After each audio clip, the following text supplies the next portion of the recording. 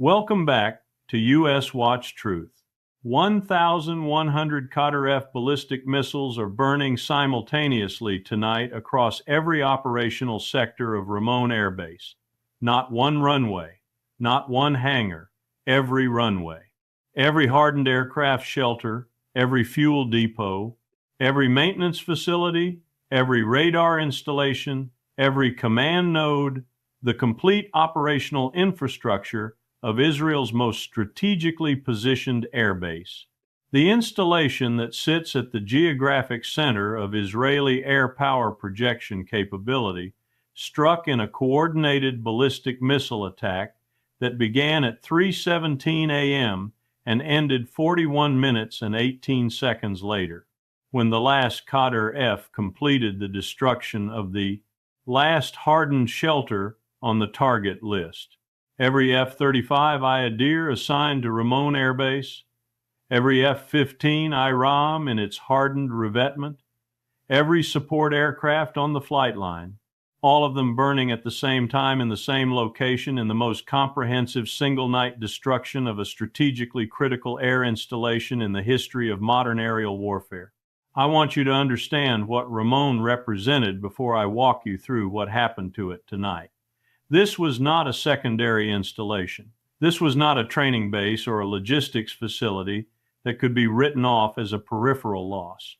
Ramon Airbase sits in the Negev Desert in a geographic position that gives Israeli aircraft operating from it coverage of Iranian territory, coverage of the Red Sea, approaches coverage of the Gulf of Aqaba, and coverage of every adversary approach vector from the south and southeast that Israeli strategic planning has identified as the highest priority threat corridors in the current conflict. Losing Ramon does not reduce Israeli air power by one installation out of 8. It removes the installation whose geographic position made it the irreplaceable anchor of Israeli offensive air operations against the threat axis that this conflict has made primary. 1,100 Qadr-F missiles delivered that loss in 41 minutes and 18 seconds. And in Washington, the institution I spent years serving is tonight convening an emergency session whose outcome I can predict with the confidence of someone who has watched this institution reach the limits of its frameworks before. 4 questions are going to drive everything I cover tonight, and I want to lay them out before we go into the analysis, because each one connects to the others in ways that only become fully visible when you see the complete picture. They collectively produce. First, how did Iranian operational planners construct a targeting solution comprehensive enough to assign specific aim points to 1,100 missiles across the complete operational infrastructure of Ramon Airbase, including the hardened underground command facilities and the dispersal revetments whose locations had been among the most carefully protected coordinates in Israeli Air Force planning? And what does the completeness of that targeting picture reveal about the depth of Iranian intelligence penetration against Israeli aviation infrastructure? Second, what is the Qadr-F ballistic missile at a fundamental technical level? Why was it specifically selected as the primary delivery system for an air-based destruction mission requiring simultaneous precision strikes against every category of aviation infrastructure, from hardened shelters to runway systems to fuel storage? And what does its employment at 1,100 missiles in a single operational package reveal about Iranian production capacity that every Western defense estimate has been dramatically undercounting? Third, what happened inside the American national security apparatus in the window between Iranian launch detection and first impact on Ramon? What response options were actually considered, and why none of them could be executed within the prior available timeline? And what does Washington's emergency session response communicate to every watching government about the actual operational limits of American extended deterrence? And fourth, what does the destruction of Ramon Airbase and the loss of every aircraft assigned to it mean for Israeli offensive air capability, for the regional balance of power, and for the global strategic order whose foundational assumptions are being systematically invalidated by an adversary that the Western analytical community spent decades dismissing as incapable of projecting serious military power. Every answer is coming in full depth. Stay with me. If you find this level of analysis valuable, the kind that goes beyond the managed narrative into the strategic reality that shapes events of this magnitude, subscribe and stay with me. Hit like, share this with anyone trying to understand what the destruction of Ramon Airbase actually means for Israeli air power and American credibility in this region. Leave your assessment in the comments. I read every one of them, and they sharpen my own analysis. Now let us get into the full breakdown. From a professional standpoint, the targeting architecture of the Ramon Airbase strike is among the most operationally complete I have ever analyzed. And I want to be specific about what operationally complete means in this context, because it is the characteristic that distinguishes tonight's strike from every previous Iranian airbase attack in this conflict. Operationally complete means that the strike package was designed not to damage Ramon's functionality or degrade it to a recoverable level of reduced capability. It was designed to eliminate every element of Ramon's operational infrastructure simultaneously in a single engagement window, with a targeting density and warhead configuration mix sufficient to ensure that no element of the base's aviation support architecture survived in a condition that could support flight operations on any timeline relevant to the current conflict. That design objective required targeting intelligence of a comprehensiveness that I want to address directly before walking through the strike sequence, because the intelligence preparation phase is, in my assessment, the most strategically significant element of tonight's events, and the one that has received the least honest analytical attention in the coverage I have seen. Ramon Airbase's operational infrastructure comprises 7 distinct target categories whose simultaneous destruction is required to produce the complete elimination of flight operations capability. Hardened aircraft shelters housing the primary combat aircraft. Runway systems, including the primary runway, the secondary runway, and the taxiway network connecting them to the shelter complex. Fuel storage and distribution infrastructure. Maintenance facilities housing the ground support equipment and spare parts inventory. Weapons storage facilities housing the precision-guided munitions and conventional ordnance assigned to Ramon's aircraft. The air traffic control and instrument landing infrastructure, and the command and control node coordinating all flight operations. Iranian targeting planners had built a comprehensive picture of all 7 target categories through a collection effort whose duration post-strike analysis suggests extended back at least 4 years.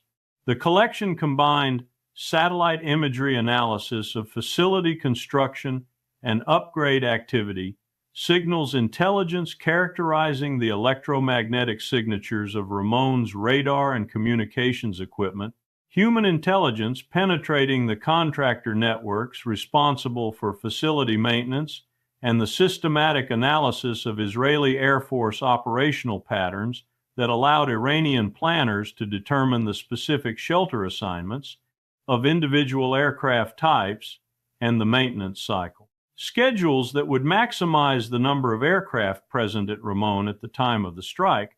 The launch sequence began at 3:17 a.m. from mobile Qadr-F transporter erector launcher vehicles operating from 31 separate launch positions distributed across 3 Iranian provinces. The geographic distribution was calculated to generate incoming trajectories approaching Ramon from 4 different azimuths simultaneously, preventing the concentration of Israeli air defense intercept assets against any single approach direction, and ensuring that the electronic warfare suppression package accompanying the strike could not be defeated by geographically focused jamming countermeasures. The first attack axis of 280 missiles targeted Ramon's hardened aircraft shelter complex with warhead configurations specifically optimized for shelter defeat. The shelters had been upgraded following previous Iranian strikes in this conflict, incorporating additional protective layering above the primary reinforced concrete roofs. Iranian targeting intelligence had characterized the upgrade specifications through collection against the construction contractor network, and the shelter defeat warhead variants assigned to Axis 1 had been specifically engineered against the upgraded protection standard rather than against the original construction specifications. Post-strike assessment confirmed that every hardened aircraft shelter in the complex sustained direct hits from shelter defeat variants. The penetrating warhead configuration breached the primary protective layer before the main charge detonated inside the shelter volume, directing blast energy laterally through the enclosed space and producing complete structural collapse.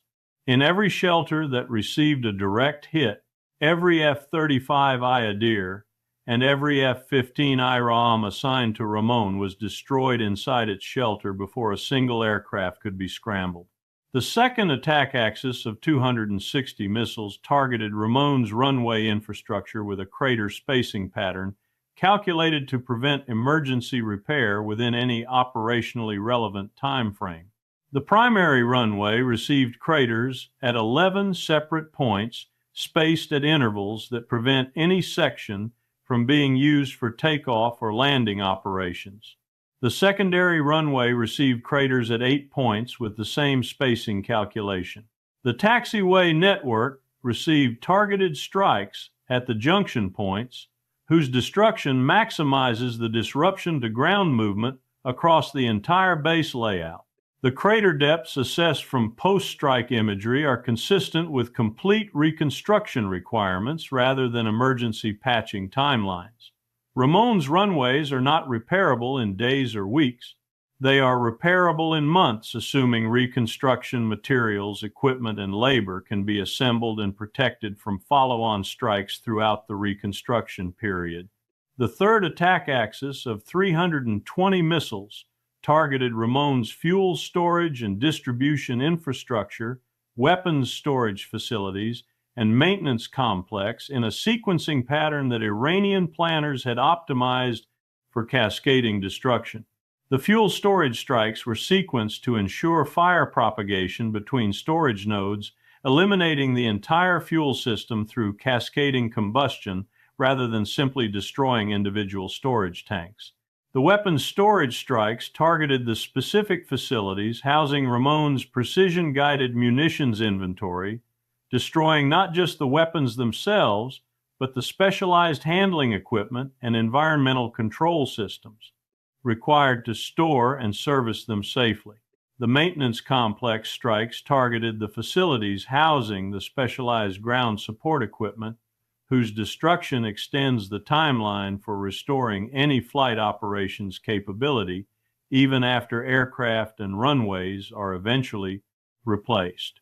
The fourth attack axis of 240 missiles, held as a structured follow-on capability during the execution of the first three axes, was employed against targets identified during the first three axes execution as requiring additional engagement, and against the command and control infrastructure, whose destruction ensures that even if some element of Ramon's physical infrastructure survives the preceding axes, the organizational capability to coordinate flight operations from that surviving infrastructure is eliminated.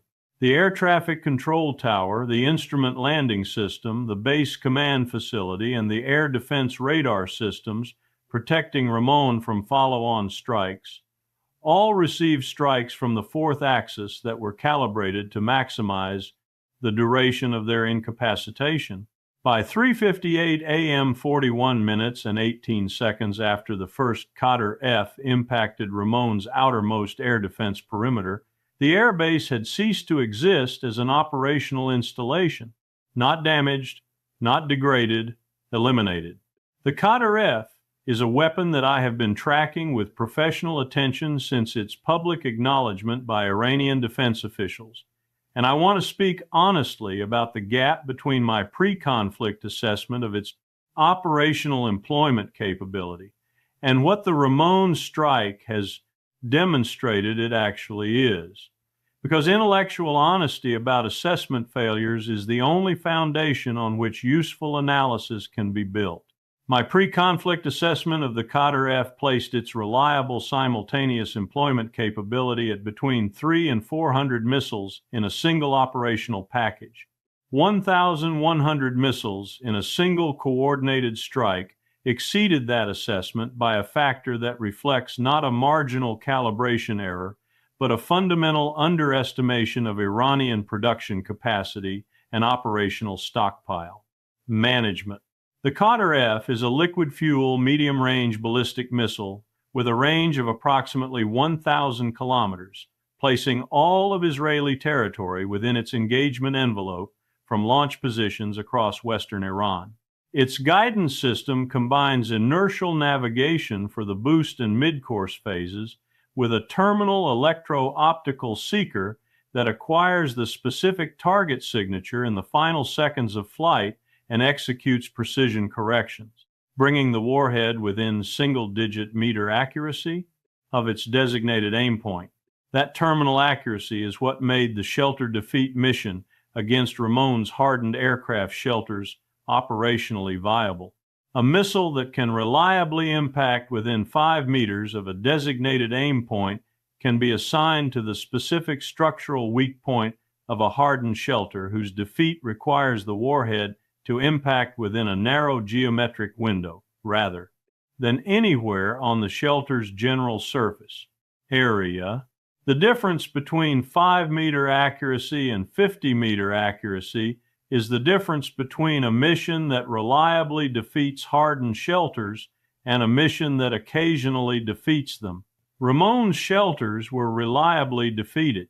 The warhead family, employed across the 4 axes, demonstrates target-specific engineering sophistication that reflects sustained investment in the specific airbase destruction mission rather than generic airbase attack. Capability. The shelter defeat variants for Axis 1, the runway cratering variants for Axis 2, whose crater geometry was optimized for maximum repair timeline rather than maximum crater volume, the incendiary enhanced variants for the fuel storage targets in Axis 3, the electronic systems defeat variants for the command and control targets in Axis 4. Each category reflects engineering investment in the specific defeat mechanism required for that specific target type, rather than a single warhead solution applied across all target categories. The multiplication effect of combining 1,100 Qadr-F missiles with the Iranian operational framework built through decades of air-based targeting doctrine development is the element of tonight's events, whose implications extend furthest beyond the immediate tactical situation. Iran has not simply fielded a capable ballistic missile in sufficient quantity to overwhelm Israeli air defense. It has developed a complete air-based destruction doctrine whose individual elements targeting intelligence, warhead, category, mix, axis, organization, and follow-on reserve capability have been integrated into a coherent operational package through years of sustained doctrinal work that Western analysts consistently underestimated. Having spent years inside the American national security establishment, I want to speak with the directness that I believe the current situation demands about what Washington is actually confronting tonight and why the emergency session convened in response to Ramon's destruction represents something qualitatively different from the emergency sessions that preceded it in this conflict.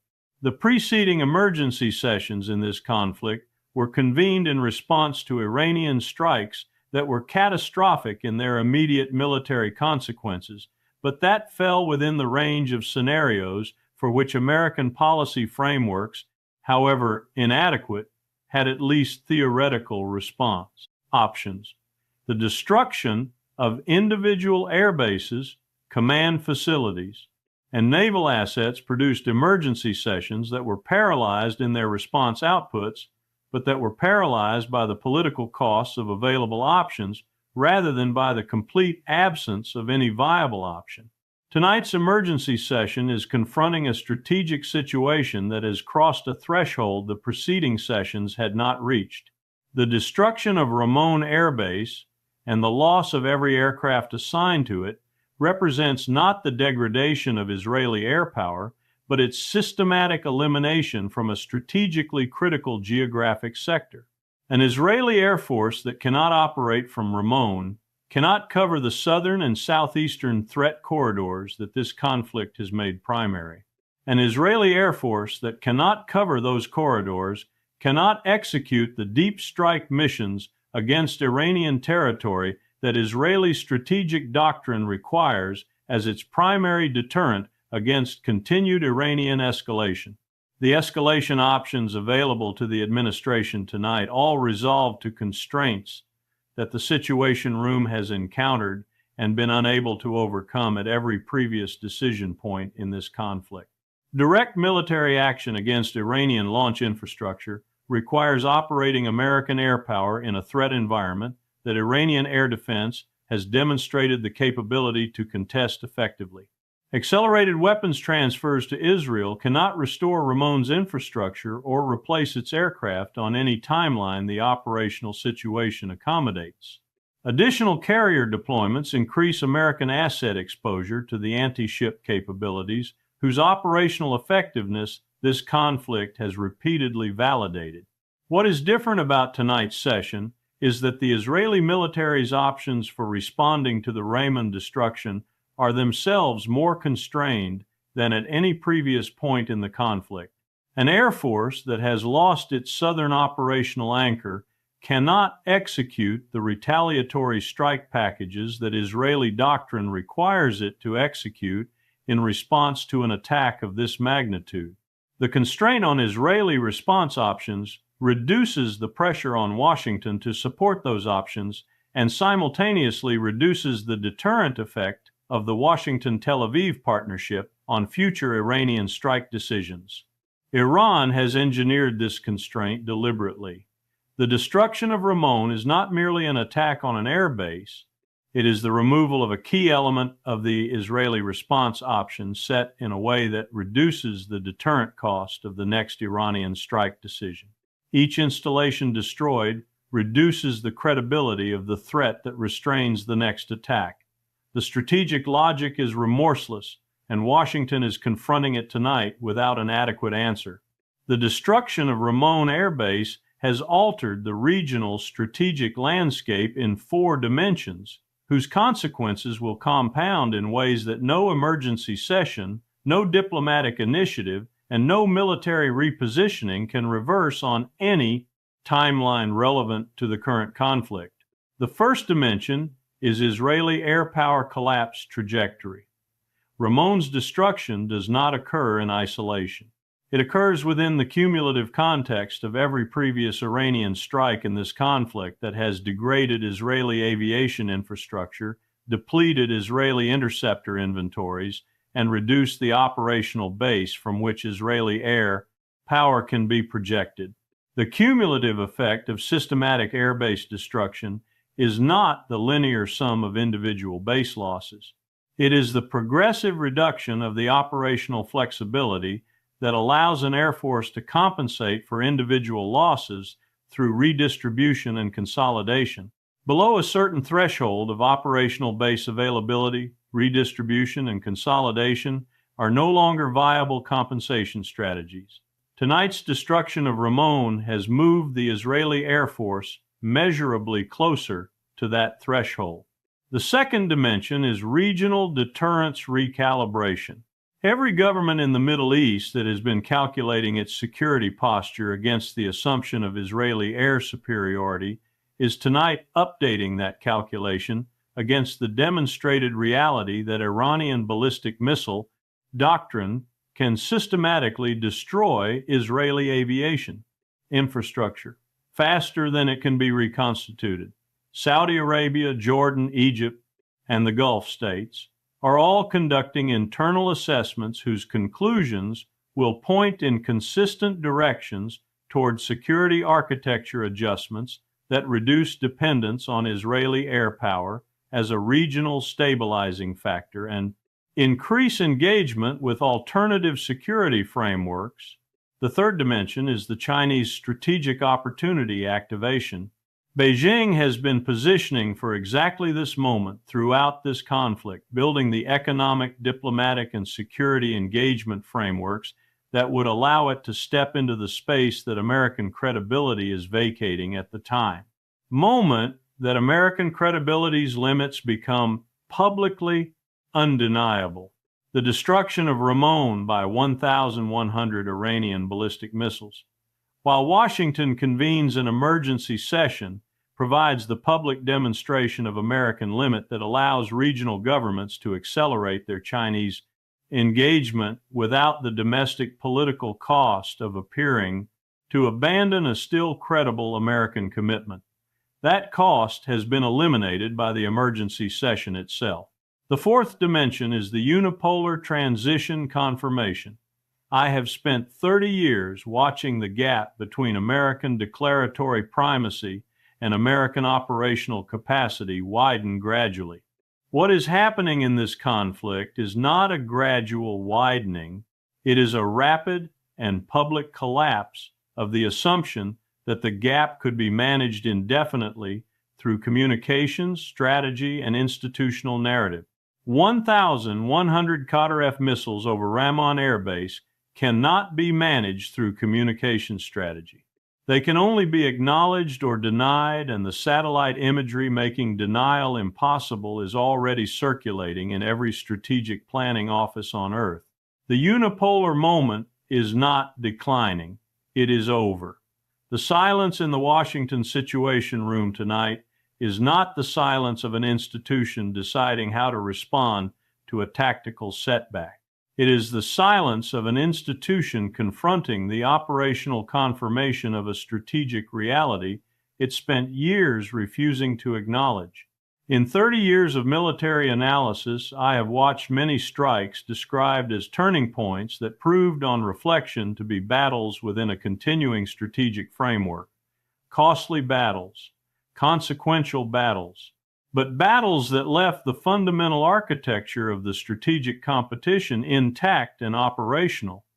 The destruction of Ramon Airbase by 1,100 Qadr-F missiles is not one of those battles. It is the operational proof of a targeting doctrine, an intelligence preparation, capability, a production capacity, and a strategic patience that Western analytical frameworks consistently dismissed, underestimated, and refused to credit with. The operational significance it has now demonstrated beyond any analytical dispute. The Israeli Air Force will eventually rebuild Ramon. New aircraft will eventually be procured to replace those destroyed in its shelters tonight. The runways will eventually be reconstructed.